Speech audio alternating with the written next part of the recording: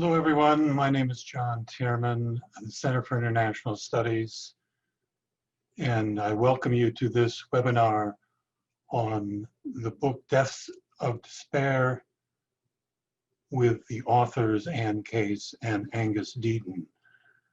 Welcome. I'd like to start out by noting that this book has gotten an immense reaction, a very positive reaction nationwide, and all the book reviews and such that it's gotten, and for good reason, because it's touched on a phenomenon in this country which really went unnoticed in many respects until these two authors published a seminal article in the Proceedings of the National Academy of Sciences 5 years ago on the same topic, noting the remarkable fact that the lifespan of a certain segment of Americans, of white Americans who are do not hold a college degree, the lifespan had been declining uniquely of any group around the world. And they have now delved into this, this topic in much greater depth in this remarkable book. This book, by the way, will be available at a discount with free shipping. The link and discount code can be found via the chat feature on this webcast. We'll be going for 60 minutes today, beginning with the authors' presentations, of course, and then we will have a question and answer period. That will be for about a half an hour. The Q&A feature is on the bottom of your toolbar if you're not aware of that. And this is where you can type in your questions. In addition, please pay attention to the chat feature, also at the bottom toolbar, where we will be sending out resource links, such as bios, upcoming events, other information that may be of interest to you. And now I am delighted and really honored to introduce our speakers. Ann Case is the Alexander Stewart 1886 Professor of Economics and Public Affairs, Emeritus at Princeton University, where she is the director of the research program in development studies. Angus Deaton is a Dwight D. Eisenhower Professor of International Affairs, Emeritus, and a Professor of Economics and International Affairs, Emeritus, at the Princeton School of Public and International Affairs. He is also a Nobel laureate in economics, and they are, in addition, married. So, without further ado, let us start with Professor Case. Thank you so much, John, and thank you so much for this invitation. We're delighted to be with you today. So, you might start your video. I don't know. It started anyway. I think our video's on, yeah. So we flipped a coin, and I'm actually going to do the presentation today, and Angus is going to answer questions. So I have about 25 minutes worth of slides or so that we'd like to share about our book. And the book grew out of, as John was saying, a body of work that we've been undertaking for the last 5 years now. And we are grateful to the National Institutes of Health for funding, which has allowed us to do this work. Just an overview here before we start. Even before the arrival of COVID-19, it was the case that the lives of Americans without a bachelor's degree were coming apart. And that's about 2/3 of the population between the ages of 25 and 64 without a BA. And in the book, what we do is document what that means in terms of despair and excess mortality. And then we dig in and we try to uncover some of the long run forces behind that. So just to give you a sense of how big a sea change this was, let's start with all-cause mortality for white men and women ages 45 to 54 over the sweep of the 20th century. So the mortality rates that we're going to be showing you this afternoon are in terms of deaths per 100,000 people at risk. So you can just think of this as the risk of dying in any one of these years in this age group, 45 to 54. And you can see the last great pandemic. This was the 1918 flu pandemic here in 1918. But we became accustomed to this idea that mortality rates were falling and would continue to fall. And if you look at the rest of the rich world, that is indeed what has happened. So in the rich countries of Europe and the other English-speaking countries, for people aged 45 to 54, mortality fell on average 2% a year between 1990 and the 20-teens. But in the US, we decided to leave the herd. So if you look at what happened to US white non-Hispanics, which looked a lot like Germany until the late 1990s, their mortality rates started to rise, or at best were constant since that time. For Hispanics, who look a lot like the Brits, mortality continued to fall. And for African Americans, whose rates, I should say right up front, were higher and continue to be higher than the rates for whites. But over this period, their mortality rates were falling at an even faster clip at 2.6% a year. So we started looking at the US whites because that was the group that seemed to be moving in the wrong direction. And how big a deal is this that their mortality rates stopped falling and started to rise? Well, it turns out that life expectancy in the US fell for 3 straight years between 2014 and 2017. And that had not happened in the US for a century, not since that last great flu epidemic of 1918. This was also, the decline was driven primarily by what was happening to mortality for prime-aged adults. So children were seeing some progress, the elderly were seeing progress, but in midlife, things were beginning to go awry. Part of what happened was we stopped making progress against heart disease, which had long been an engine for longer life in the US. And we can come back to that if you'd like at the end. It's not fully understood yet why our heart disease progress became anemic. But the other thing that happened was that for 3 causes of death, mortality rates started to rise very rapidly. And those were for drug overdose, for suicide, and for alcoholic liver disease. And in this picture, I've now divided up each one of these causes of death between the risk borne by people with a BA or more, that's the blue lines, or people with less than a BA. And you can see that this really marked increase was happening for people without a bachelor's degree. We tend to bin these things together, drugs and suicide and alcohol, in part because it's hard for a medical examiner sometimes to know what the intent was. Was it accidental or was it purposeful? And we also bin them together because we think of them all as being signs of great despair. Suicide, obviously, death by one's own hand, but drugs and alcohol also being something that people turn to when there is a great deal of despair.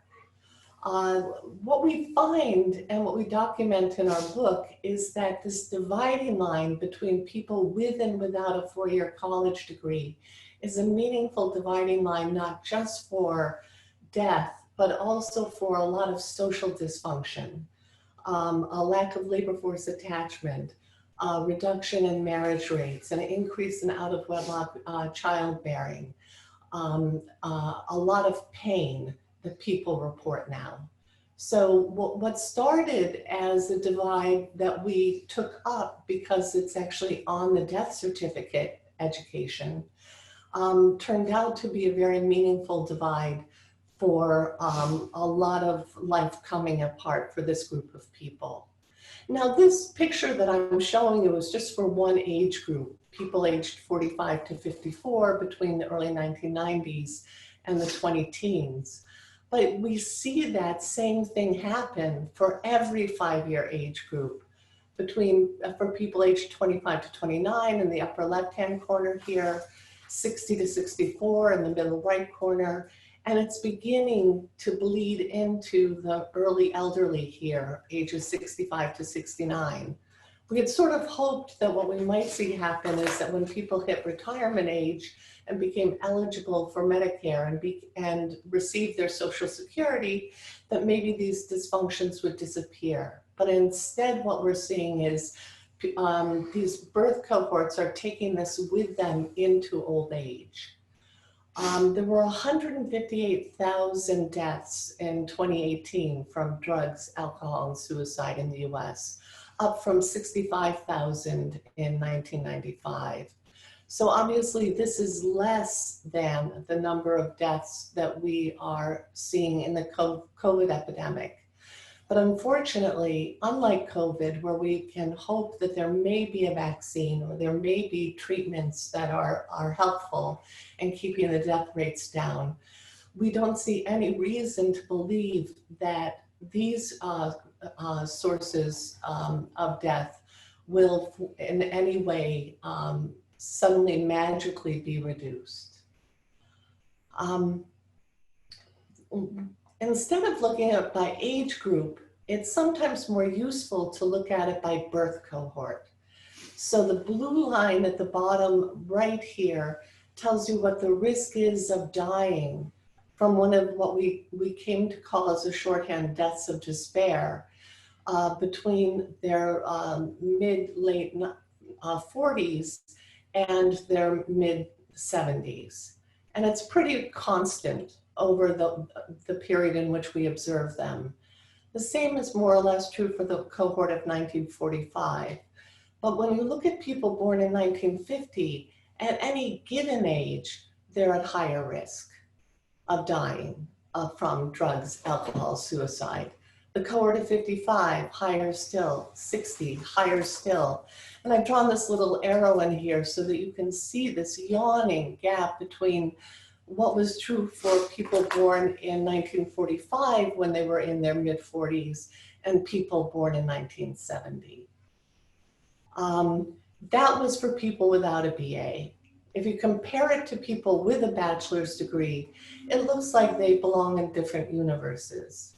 There's a little bit of action here for the birth cohorts born in 1980 and 1985 with a BA or more, but it's absolutely dwarfed by what you see for people without a bachelor's degree.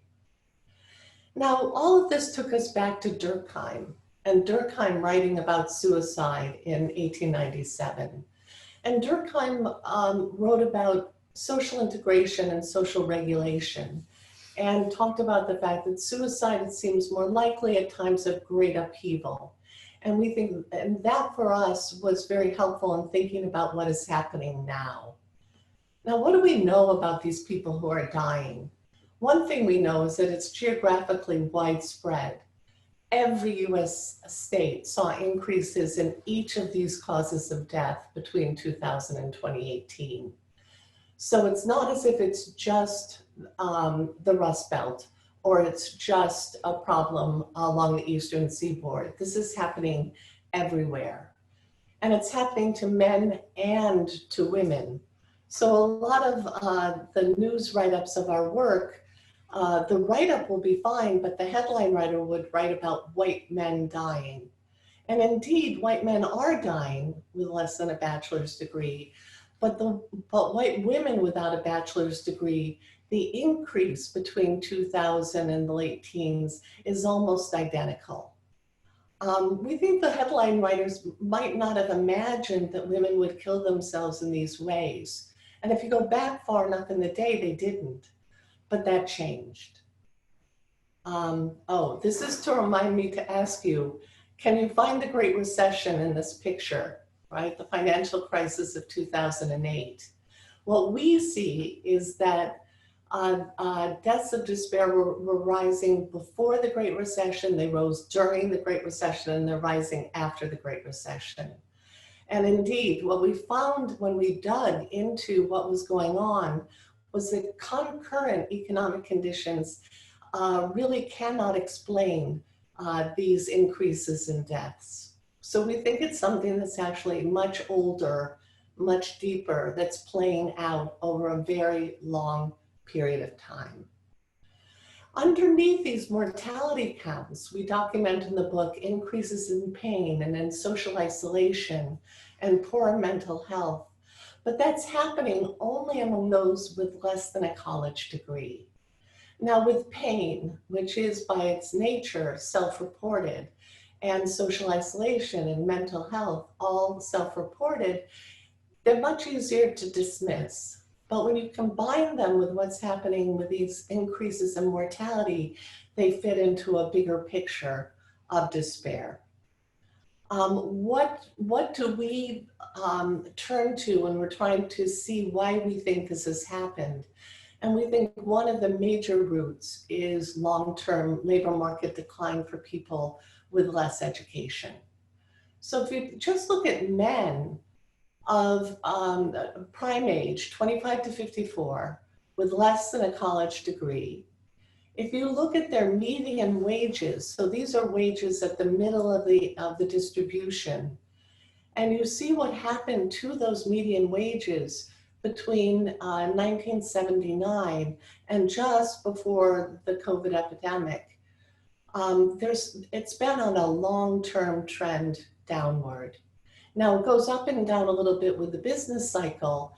And indeed, this last increase here after the end of the financial crisis got a lot of attention. Wow, wages are going up again for less skilled workers. But you can see that it's nowhere near what it was in 2000, which is nowhere near what it was in 1980. And at the same time, attachment to the labor market has changed as well.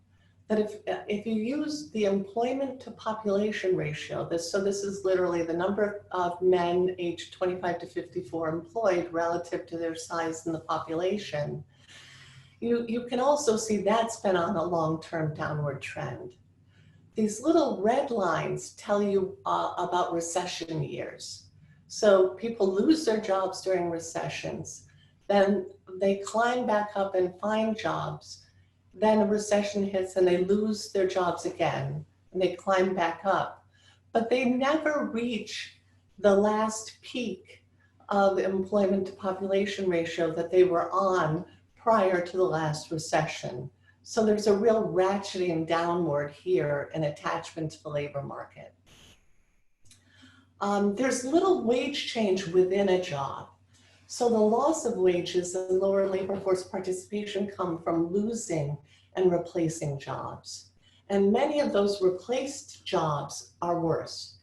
Many of them are in outsourced companies in transport, security, food services. And we'll come back to that in just a minute here. But in those outsourced jobs, there's much less commitment between either the employer or the employee. They have less meaning. It's harder to see it as part of the good life. Even low-skilled workers could think of themselves or see themselves as belonging to a larger company. But that's not the case when I'm working for Integrity Staffing Solutions in an Amazon fulfillment center. Now, there are Amazon employees who are working side by side with me. We know the difference between us because of the colors of our badges. But my job is much more tenuous. My benefits are much more tenuous. So we think these outsourced jobs leave people with a much less sense of self, of meaning, of status that comes from work. We see it less as being the loss of material well-being and more about status. It's also the case that without a good job, working class people have decided they cannot get married. They can't get married until one of them has a good job. So they cohabit, but unlike Europe, where those cohabitations tend to be quite stable, in the US, those cohabitations tend to be very fragile. We might have children together, a child together, then we split up, we repartner. The father of my first child may not spend much time with the child because he's in a new relationship with a new kid. And so what we see is then fragility at work, fragility in home life, and a real loss of community. And in the book, what we argue is that this has serious parallels with what happened to the African-American community in the late 1960s and in the 1970s. That when manufacturing pulled out of inner cities and took the jobs with them, it was at that point that marriage rates fell, that out of wedlock childbearing increased very dramatically, and ultimately there was a crack epidemic. Now the parallels are obviously not perfect. Whites do not face the same kind of covert or overt racism that blacks face, but we have the sense that the wheel came around the first time for African American jobs. The wheel has come around again, this time for less skilled whites. So what happened to this labor market? Well, it was weakened by globalization and automation, but that's true in every rich country, and we haven't seen deaths of despair rise in the rich countries of Europe. So what's different about the US? We actually argue there are a couple of things going on. The first is that we lost control of heavy-duty opioids in this country, and that's sort of symbolic of what happened in the healthcare system more generally. The despair, we argue in the book, preceded the opioids. So drug and alcohol and suicide mortality rates were rising before the arrival of OxyContin, which is basically heroin in a pill form with an FDA label on it. But certainly the prescription opioid crisis made this much more horrific. We think the opioids, though, landed on fertile soil, landed on people who are looking for ways to check out. And the pharma actually targeted these people. They sent their marketers out to the parts of the country that they thought the demand would be high for these heavy-duty opioids. What else is different about the US? Well, the healthcare industry. The healthcare is the most expensive in the world, but on many metrics, Americans have the worst health in the rich world. We argue in the book that life expectancy fell in the US, not in spite of what we spend on healthcare, but because of what we spend on healthcare. And if you look at a comparison with other rich countries over the period between 1970 and 2015, you get a real sense of where the US is relative to the rest of the rich world. So if you graphed healthcare expenditure per person from 1970 to 2015, 1970 is always going to be the lower left corner, and 2015 the upper right. If you graph this against life expectancy at birth, this is what it looks like in the UK. This is what it looks like in Australia, same neighborhood. Canada, a little more expensive, but still right with the others. France, the same. Switzerland is more expensive than the others, and we make comparisons in the book to the Swiss because they are the next most expensive system. But if you look at the Swiss relative to the US, here's the US between 1970 and 1982. You can see that we're much more expensive than, say, the UK, and we don't have much to show for it in terms of life expectancy. That gets worse. Here's what it looks like between 1982 and 1990, and this is what it looks like by 2015. So we are stunningly different. Our healthcare industry has become incredibly powerful and calls the tunes. How much bigger is it than the rest of the world? Well, for us, it's almost $1.05 goes to the healthcare industry now. The Swiss are the next highest at 12% of their GDP.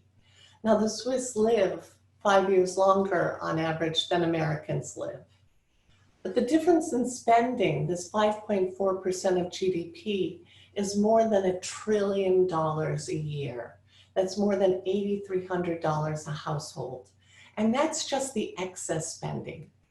That's half again as much as we spend on the entire military in the US. And this has to come out of somewhere. So where does it come out of? Wages. It comes out of profits. It comes out of taxes. People know that the healthcare insurance that they have is complicated, but they may think that their employer-provided healthcare insurance is a gift. But that gift is being deducted in part or in whole from what would be their paycheck. Lower wages, we can actually, much of the decline can be matched to the increase in health insurance premia that employers must pay. And firms facing their share of a $21,000 a year premium, which was the average in 2019 for a family policy, they decide to outsource those jobs because the low-skilled worker is not worth spending that kind of money on. So they decide they'll just not have those jobs in-house anymore. These premia don't vary very much by what the worker earns. So it's like a poll tax. It's like raising the minimum wage, where there's an enormous amount that's been written and a lot of discussion. Well, if the minimum wage goes up, maybe that's actually going to reduce employment among low-skilled workers. But very little has been written on the fact that these premia could be holding down employment among low-skilled workers. We argue that financing healthcare in this way takes a wrecking ball to the low-skilled labor market in the US. And it's also the case that US governments have to pay their share of Medicaid, which leaves less for them to spend on schools, on state university systems, on infrastructure. And Medicaid went from 20.5% of state spending in 2008 to nearly 29% in 2019. So it's denying us, it's depriving us of these things that the states would have been providing in the past. So what to do here? In the book, we talk about the future of capitalism. We didn't title it The Failure of Capitalism because we actually believe that it needs to be fixed, not abandoned. It needs to be made fairer. And we think healthcare reform is central to this, that this is an injury the US is inflicting on itself, being like one of the only rich countries in which we tie healthcare insurance to employment. Now, the healthcare industry is very powerful. They have 5 healthcare lobbyists for every member of Congress. What we hope is that if there is any silver lining to this horrible COVID epidemic, is that possibly it may give us an opportunity to start a real discussion about change in the way healthcare is financed and the cost of healthcare. As millions of people fall sick, as they begin to get bills they cannot pay, instead of shrugging their shoulders and saying, it's complicated, but I don't really want to tangle with it, maybe the discussion will move from it just being something that people on the far left of center talk about to something that people way up the distribution really begin to talk about, and we might be able to think about change. More generally in the book, we talk about the rise of corporate lobbying and the decline of unions, which no longer is able to protect workers and raise their concerns in Washington. And as the old saying goes, if you are not at the table, you're on the menu. So that was a very quick trip through the sort of the highlights of the book. And I am going to stop talking and turn it over to my co-author to start answering questions. I'll do my best. You want to look at the Q&A? Did you want? I'm going to Did you want me to curate it? ask the question? Yeah. That would be great. Yes. First one is, what institutions or individuals will lead change of the kind you hope for? Government, civic institutions, grassroots organizations? Where is it going to come from? I think it's going to have to come from the grassroots. I mean, one of the things we've been thinking about and talking about is that you've got this incredibly well-defended industry, the healthcare industry. And, you know, we could also talk about big tech and all that sort of thing, but they're very, very well protected in Washington. And we wonder whether the COVID epidemic might be an opportunity for change, in which people get very upset about the performance of the healthcare system. And we don't know the answer to that yet, but you could have very large numbers of people left with bills that they can't pay. We really haven't seen that yet. You know, there was supposed to be protection for that from Congress, but it's not clear it's really going to work. And there seems to be a very wide diversity of ways in which people are being charged or having to pay for these things. So there's going to be a reckoning at the end of that, and that might really promote change. I think a lot depends on the behavior of the industry. You know, will pharma produce a vaccine? Will it be available cheaply? All that sort of stuff. But I think it's a very volatile situation, and maybe change will come from that. We're not very keen on, you know, rolling back capitalism and replacing it by some sort of control of the means of production by the state, for example. So, you know, I think that would not be a great outcome. Here's a question that's sort of related to the first one. Do you feel that the decline of civic and public commons, libraries, parks, good schools for kids, social services, and so on, is leading to this excess mortality?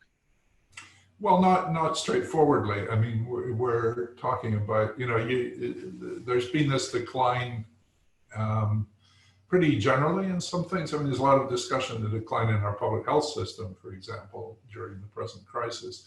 But yes, in the sense that we feel that, you know, working class communities are not what they once were.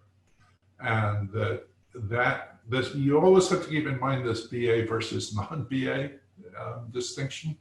And, you know, some of these dysfunctions are happening in those communities, and there's a lot going on. So, you know, the declining labor force participation, the declining marriage rates, we have pictures of those, which we didn't really show today. You know, people in their 50s who've had kids, but they don't know them anymore because the kids are living with other people. So there's a lot of social destruction going on. And certainly that's a part of it. And union halls. And union halls, as Anne's pointing out, you know, in Bob Putnam's book, Bowling Alone, the guy who's bowling alone is in a union hall. And presumably nowadays the union hall doesn't exist anymore. So yes, I think that's all part of the story, but we don't think of it so much as a cause, as part of the unraveling that's going on. Another question. You said that we do not see this pattern of increased mortality among working class Hispanics or African Americans. Right. That seems perhaps counterintuitive to what one might expect. Could you elaborate on why this is? Well, we spent a long time wrestling with that. And, you know, first of all, there's a sort of a bolded line in the presentation that Anne talked about to some extent, African-American communities went through this already. So, you know, the first wave of globalization destroyed a lot of inner city industries where African-Americans who migrated from the South were working. And there was a lot of social destruction and drug addiction and so on there. And so in some sense, what you can say is, okay, you know, capitalism has now come for the next rung of people, who are the less educated white people, having already dealt with the least educated people, which in many cases were blacks from the South. So it's not that blacks escaped. It's just they got it first, and in the current statistics. But what you do see is that there's, you know, African American mortality is higher than white mortality has ever been since we've had statistics. From the 90s through to about 2010, there was a lot of catch up. But then what's happened is the black mortality rates are now going up along with the white mortality rates again, especially though only, once again, for blacks without a BA. And what seems to have happened is the drug epidemic has found its way into the inner cities, especially fentanyl. And there's been an upsurge of deaths among working class blacks and working class Hispanics, which are now following the mortality line, tracking along with what's happening to less educated whites. So if they had a reprieve, it was because they'd been hit before, and that reprieve was only temporary. What is the role of universities as gatekeepers of this BA or non-BA distinction that seems so deterministic of success in our current society, and of producing elites that seem to have captured our political system? What's the role of the universities here?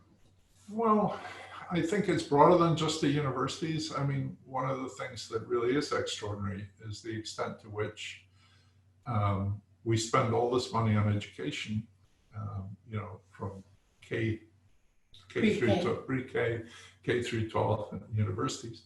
And only 30% of the people are going to college. And yet this whole system is geared to send people to college and universities, to getting 4-year degrees. And that seems a very wasteful system.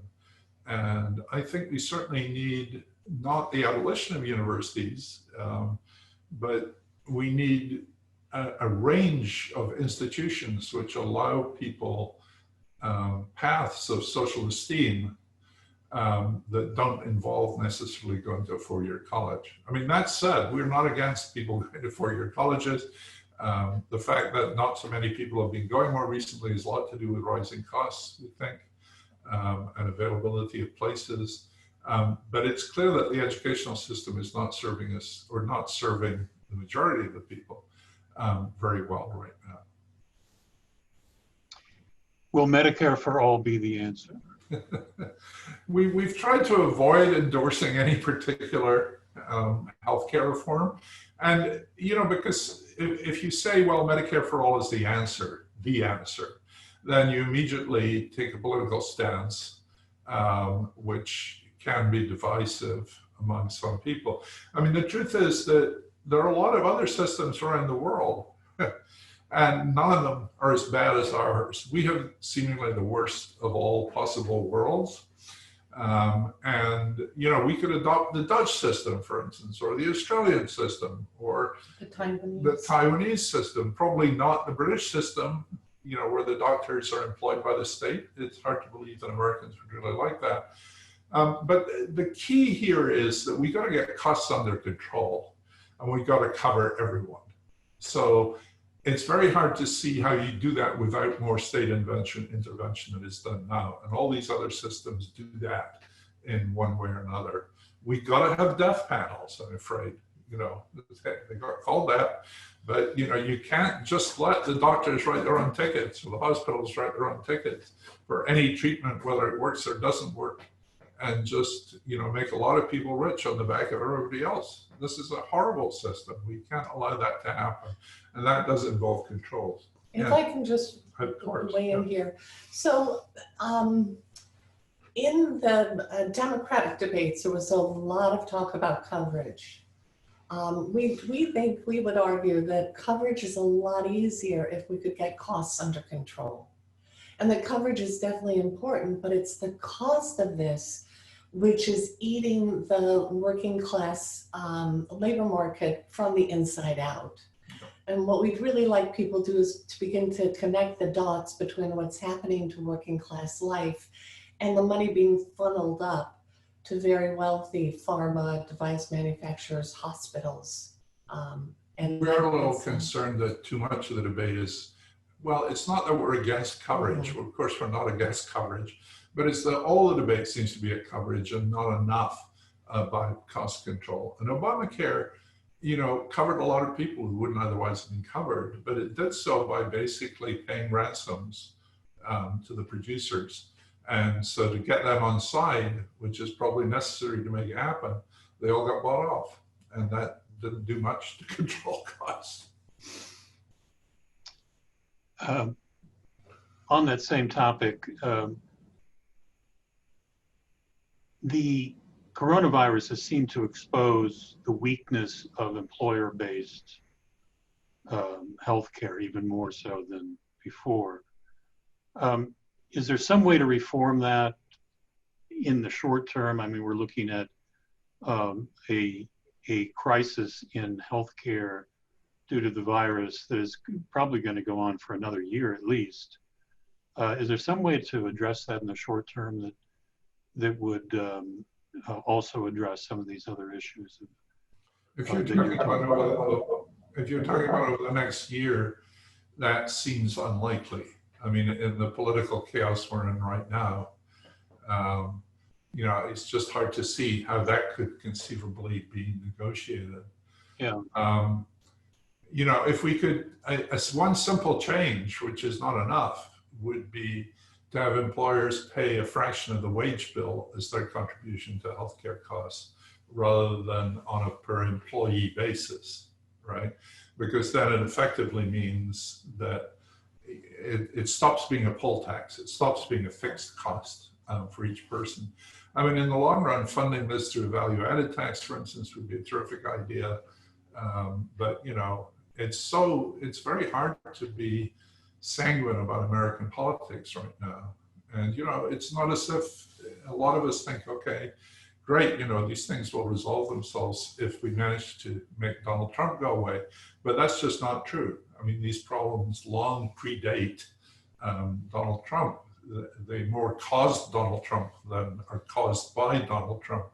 And whoever the president is, these issues are going to be faced. And there's just incredible amount of rent seeking going on by very wealthy people, and they're very well protected.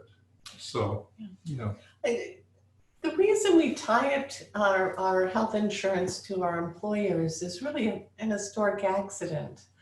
But my friends on the right like to argue that, well, they like it that way because they think it encourages people to go find a job. Right. So while neglecting the fact that it destroys jobs. Yes.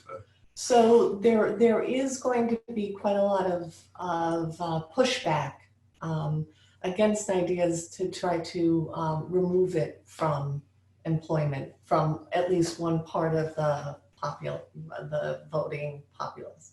But as you said, COVID has exposed, an angle to this that we hadn't really thought about, which is, if there's a mass layoff of people, then they lose their health insurance at the same time. And that obviously didn't happen in other countries. Here's an interesting question. Do you think that the 1970s and 80s birth cohorts are so dramatically worse off than the 40s cohort because, in part, the later cohorts see how much worse off economically and socially than they are compared with their parents? I think that's true for, the working class jobs that existed, immediately after the Second World War, the blue collar aristocrats or whatever they call it, those jobs just don't really exist anymore. And so, the steady progress that my generation saw, where we just routinely expected to be better off than our parents, and unless we really screwed up somehow, we were. And now it's much, much more divided. So that, parents of my generation and their children and grandchildren are looking at a much harsher world, and they're quite likely to be much worse off than their parents, especially those that don't get a 4-year university degree. It's also sadly the case that those birth cohorts of 70, 75, 80 are the children of the birth cohorts of, 50, 55, 60. And so the dysfunction, if you lost your mom either through drugs or suicide, then your life chances are diminished as well. So we think that that's possibly also part of the reason there's almost like this rotation in those, the risk with age of dying from one of these things is partly that this is going to echo down the generations. And if we talk about 158,000 people a year dying of deaths of despair, and it'll be higher in 2019 for sure. There are a lot of people who don't die, even though they're addicted or have substance abuse disorder, as it's called. And there are kids of these people. And so that's something we've only seen sort of, in the press in passing, but it's clearly an enormous problem. How much is the distinction between the US and elsewhere at least partly a consequence of a lack of middle options between BA and non-BA, such as Germany, where employer-funded advanced technical education is common? We suspect that's a big issue. We don't have any very direct evidence towards that, but I think there's a lot of stuff coming out just over the last year or so on the failures of meritocracy, one way or another. And a lot of it is that gap that's left between, the social esteem and good jobs that come with a 4-year degree, and the lack of those things for people who don't. And if one of the things that is very striking about Germany is that, you get people we know, academics, economists in Germany, who are our age, a little younger, and their kids decide they don't want to go to college. They want to go and be an apprentice somewhere and do something else. And those are fully respectable jobs, and their parents are proud of telling you about them taking those jobs, which in the US is almost a little bit shamefaced. If you say, well, Joe decided he didn't need to go to college, then it's a bit like saying, well, Joe's got a disease or something. It's real problematic, and I don't think that's true in Germany. I don't know how we get from here to there, though. What is the connection between people who are suffering in the ways you describe and their political affiliation and views on the role of government specifically? Recently, the sociologist Arlie Hochschild spent time in Louisiana exploring the reasons for the political divide in our country. She observed, for example, that people who have high cancer rates in their families because of industrial pollution often don't want government intervention in the form of environmental protections. Right. Have you weighed these kinds of things? Yeah, well, we read her book early on, and she was kind enough to review our book very nicely. And there's a fair amount of literature along those lines, and it all feeds into why did people vote for Donald Trump? And I don't think people voted for Donald Trump because they thought he was going to be their savior, though I'm sure some did. But, they had not, the previous, the many years before that, those people had not done very well, and government was not doing very much for them. And several authors, including Ari Hochschild, in her book, she talks about people cutting in line. And there's quite a literature, Andy Cherlin at Hopkins, the most recent book by Isabel Wilkerson, for instance, on caste, talking about how this white working class, who's had this white privilege for 100 years, and it's been so taken for granted and so ingrained that it's become invisible. And when they see African Americans and other people doing well, this withdrawal of white privilege seems to them like oppression. And there's a big pushback against that. And that comes through in all these books in one way or another. One of the things we've been working on right now is if you actually look at life expectancy between 25 and 74, for instance, that span, if you go back to 1990, the gaps the huge gaps were racial gaps, big gaps, even if you conditioned on education. Whereas now the big gaps are education gaps. And blacks with BAs are much closer to whites with BAs than they are to blacks without a BA. So that it's not that there's been no crossover. You know, educated people still live longer than less educated people, and whites live longer than blacks. But these giant racial gaps have shrunk, and educational gaps have become much larger. And I think that's a really important thing that's going on in society. It's not that, you know, class is replacing race, but the balance is getting much more balanced. And can I just say a couple of things though? So white working class people found themselves without a party. So, you know, the Democratic Party after about 1968 kind of reformed itself to being a party of the cultural elite and minorities. And the Republican Party continued to be the main street party. And that left the white working class without a voice. And I think that part of the Can You Hear Me Now election of 2016 was about the fact that people felt really frustrated and they saw one lever and they pulled that lever. And that's still true. It's still a huge problem for the Democratic Party. It's a sort of alliance between the educated elite and minorities. And where does that leave the white working class? Mm-hmm.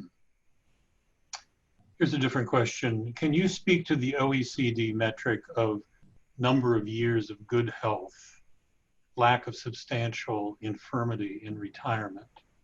The US again comes out poorly in that comparison. So it's a quality of life question, not just mortality. Right. Well, that's something we talk a lot about. We don't actually use that particular measure. And also, you know, for our analysis, it's still true that the elderly are doing pretty well. You know, if you look back or think back on the cohort graph that Anne showed, you know, or the graph that said it's happening to everyone, it's happening much worse to young people than it is to old people, though these middle-aged people are moving into old age and it's beginning to happen in the youngest elderly. So the elderly, and you know, and most of these things about years of free of morbidity and so on are really focusing on the elderly. Whereas what we're seeing is this big increase in morbidity in midlife. We have a paper that came out just a couple of weeks ago in the Proceedings of the National Academy of Sciences on pain. And if you look at the US now, there's this absolutely astonishing thing, which is if you plot pain against age, pain is higher at age 50 than it is at age 70. And of course, that's not because, you know, for those of us who are in our 70s, we know very well that pain goes up with age, you know, so there's something wrong there. And what it is it's these younger birth cohorts have been in more pain throughout their lives. So there's this big increase in pain generation by generation.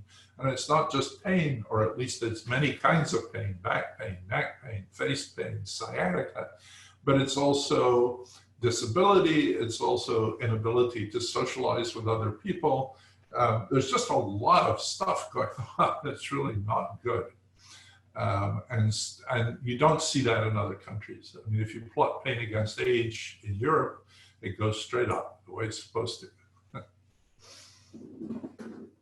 A last question that comes from me, and that is, your book has been very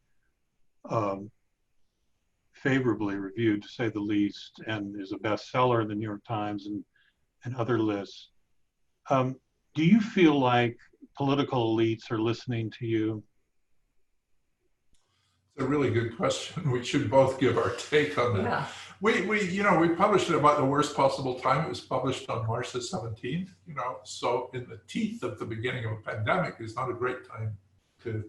And so a lot of the publicity that was rolling, you know, the Washington Post sent a film team and spent a day filming and interviewing that. That stuff's never been shown and probably never will be. So, you know, we've been pleased with the reaction. We do talk to politicians. People pick this up. You know, the book is selling fairly steadily. And we believe it's got legs. But, you know, who knows?